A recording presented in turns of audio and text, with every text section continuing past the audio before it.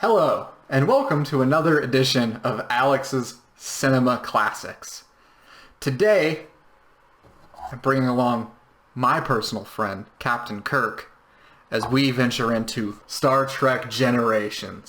See, I purchased at Bookman's for $5. Star Trek Generations is a fantastic film. It represents the passing of the baton off from the original series cast to Captain Jean-Luc Picard, played by the effervescent Patrick Stewart, and the crew of the Next Generation's Enterprise D.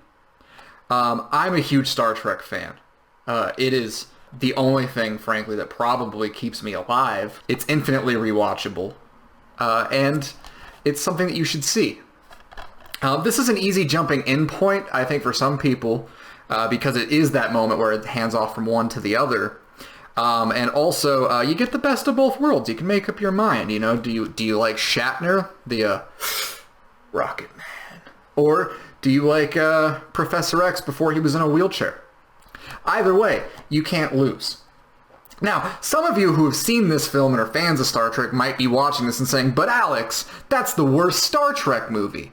And to you, I would say, I hate you, you're horrible, and please stop watching my reviews. There is a valid point. Generations is not the most popular Star Trek movie. It is a narrative mess at times.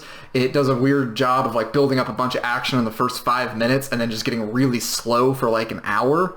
It kind of nonsensically involves like it goes from like a crisis situation where like things are blowing up to like a bunch of like weird Patrick O'Brien-y period piece, like we're on a holographic like old wooden sailing ship.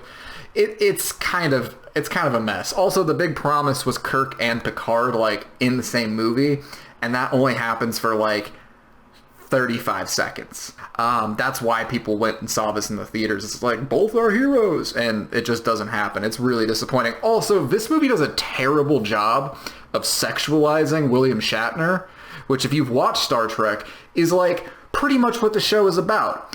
It's just like shirtless William Shatner covered in like oil giving like lengthy monologues about how the world can be a better place. That's what we come to see. We want to see the hot captain from Canada tell us that everything will be better if we just wait it out.